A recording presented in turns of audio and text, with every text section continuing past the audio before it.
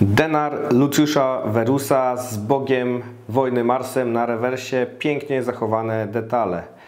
Grosz elbląski Zygmunta I Starego z 1540 roku, połysk menniczy na całej powierzchni.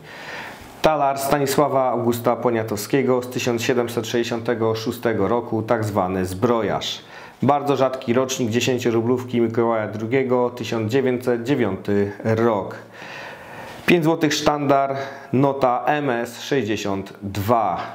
Genialnie zachowane Mieszko i Dąbrówka z 1966 roku, MS67. To tylko fragment oferty nadchodzącej e-aukcji 7. Licytację rozpoczniemy w niedzielę o godzinie 10 rano. Drugi dzień aukcji w poniedziałek od godziny 17. W sumie przygotowaliśmy prawie 2000 pozycji i na pewno każdy znajdzie coś dla siebie. Bezpośredni link do aukcji umieściliśmy w opisie tego filmu. Serdecznie zapraszamy.